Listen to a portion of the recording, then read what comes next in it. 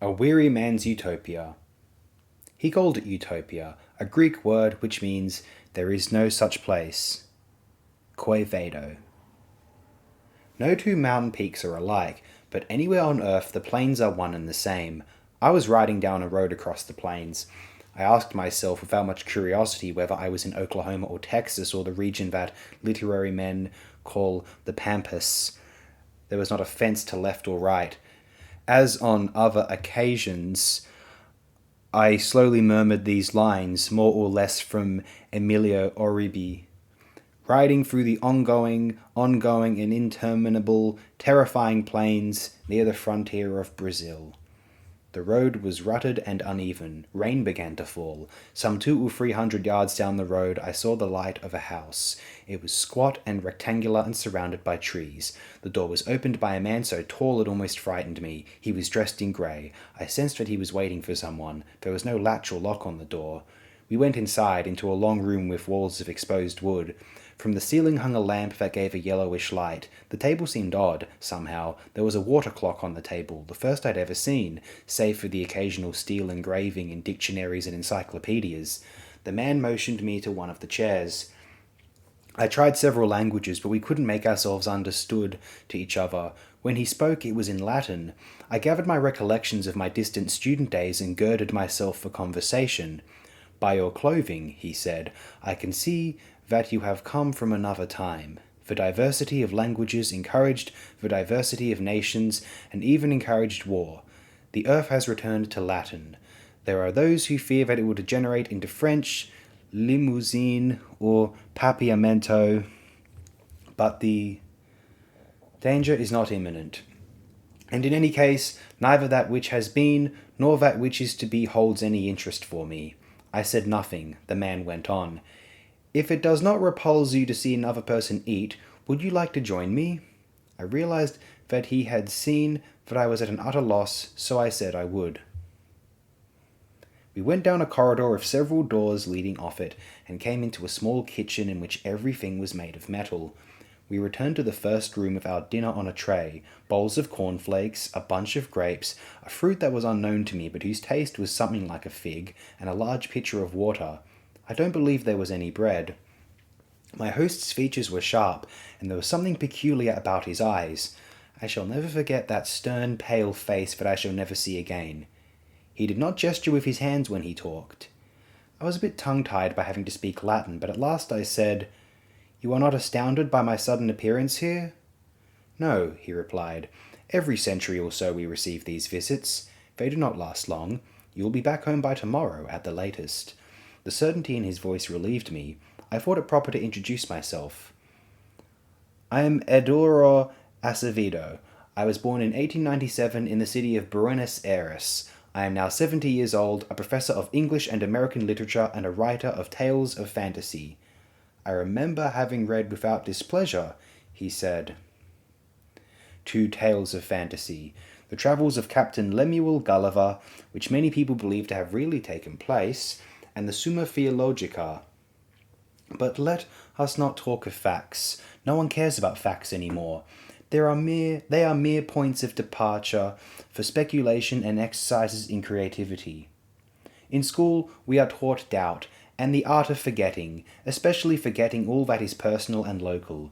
We live in time, which is successive, but we try to live sub specie aeternitatis.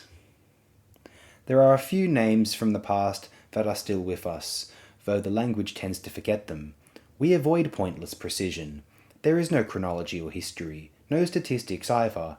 You told me your name is Eudoro. I cannot tell you mine, because everyone calls me somebody or you. But what was your father's name? He had none. On one of the walls I noticed a bookshelf. I opened a volume at random. The letters were clear and indecipherable and written by hand.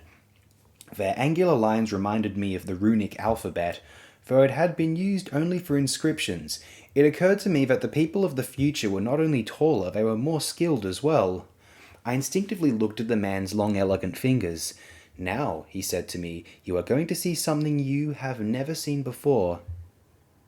He carefully handed me a copy of More's Utopia, the volume printed in Basel in 1518. Some pages and illustrations were missing.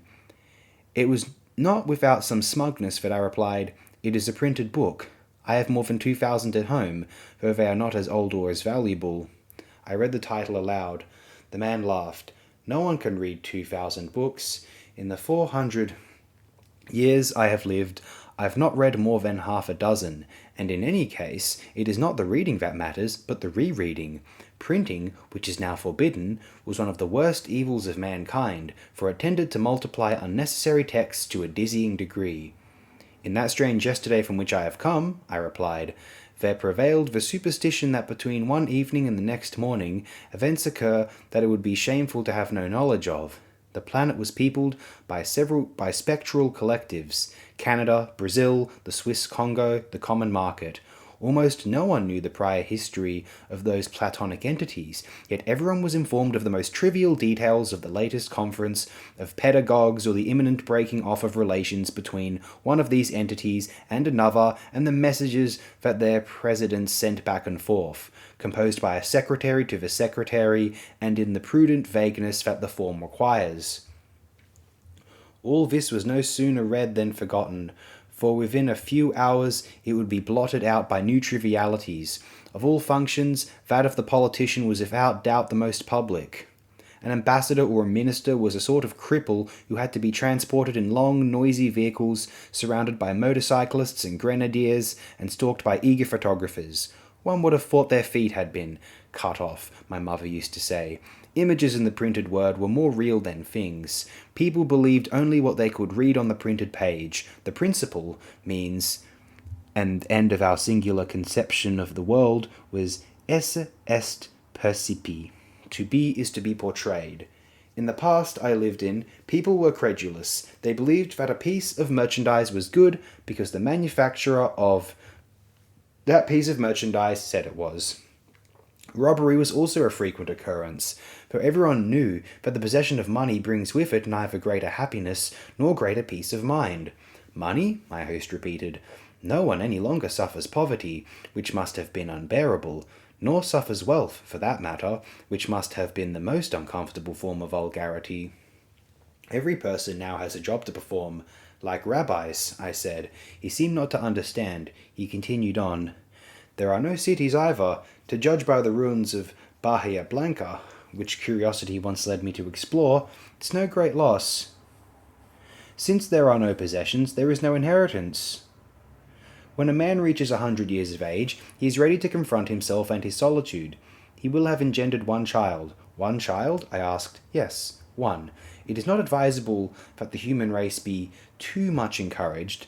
There are those who think that awareness of the universe is a faculty that comes from the deity, yet no one knows for a certainty whether this deity exists. I believe that what is being discussed now is the advantages and disadvantages of the gradual or simultaneous suicide of every person on earth. But let us return to the matter at hand." I nodded. "When the individual has reached 100 years of age, he is able to do without love and friendship. Illness and inadvertent death are not things to be feared. He practices one of the arts, or philosophy, or mathematics, or plays a game of one-handed chess. When he wishes, he kills himself. When a man is the master of his own life, he is also the master of his death." "Is that a quotation?" I asked. "Of course. There is nothing but quotations left for us. Our language is a system of quotations." "What about the great adventure of my times, space travel?" I asked. "It's been hundreds of years since you have done any of that travelling about, though it was undoubtedly admirable. We found we could never escape the here and now." Then with a smile, he added, "And besides, every journey is a journey through space. Going from one planet to another is much like going to the farm across the way. When you stepped into this room, you were engaging in space travel." "That's true," I replied. There was also much talk of chemical substances in zoological animals. The man now turned his back to me and looked out the windows. Outside, the plains were white with silent snow and moonlight. I emboldened myself to ask, "Are there still museums and libraries?" "No. We want to forget the past, save for the composition of elegies. There are no commemorations or anniversaries or portraits of dead men. Each person must produce on his own the arts and sciences that he has need for. In that case, every man must be his own Bernard Shaw, his own Jesus Christ, and his own Archimedes. He nodded wordlessly. What happened to the governments? I inquired. It is said that they gradually fell into disuse. Elections were called, wars were declared, taxes were levied, fortunes were confiscated, arrests were ordered, and attempts were made at imposing censorship. But no one on the planet paid any attention. The press stopped publishing pieces by those it called its contributors, and also publishing their obituaries. Politicians had to find honest work. Some became comedians, some witch doctors. Some excelled at those occupations. The reality was no doubt more complex than this summary. Then his tone changed, and he said, I have built this house, which is like all other houses. I have built these furnishings and made these household goods. I have worked in the fields, though other men, whose faces I have not seen, may well have worked them better. I can show you some things. I followed him into an adjoining room. He lighted a lamp, which also hung from the ceiling. In one corner I saw a harp. It had very few strings. On the walls hung rectangular paintings in which the colour yellow predominated. They did not look as if the same hand had painted them all. This is my work, he said. I examined the paintings, and I stopped before the smallest of them, which portrayed, or suggested, a sunset, for there was something of the infinite about it. If you like it, you may take it back with you as a souvenir of a future friend, he said serenely. I thanked him, but the other canvases disturbed me. I will not say that they were blank, but they were almost blank. They are painted with colours that your ancient eyes cannot see. His delicate hands plucked the strings of the harp, and I could hear faint occasional notes. It was then that the banging began. A tall woman and 3 or 4 men came into the house. One would have said they were brothers and sister, or that time had made them resemble one another. My host spoke first to the woman. I knew you would not fail to come tonight. Have you seen Nils? Every few evenings. He is still mad about painting. Let us hope he has better luck at it than his father had. Manuscripts, paintings, furniture, household goods. We left nothing in the house. The woman worked as hard as the men. I felt embarrassed at my own weakness, which kept me from being much help to them. No one closed the door as, loaded down with our burden, we left. I noticed that the house had a peaked roof. After about 15 minutes of walking, we turned toward the left. In the distance, I saw a kind of tower crowned with a dome. It is the crematory, someone said. The death chamber is inside. They say it was invented by a philanthropist whose name, I believe, was Adolf Hitler. The caretaker, whose height did not take me aback, opened the gate to us. My host whispered a few words. Before going in, he waved goodbye. There will be more snow, the woman announced. In my study on Cala, Mexico, still hangs the canvas that someone will paint thousands of years from now with substances that are now scattered across the planet.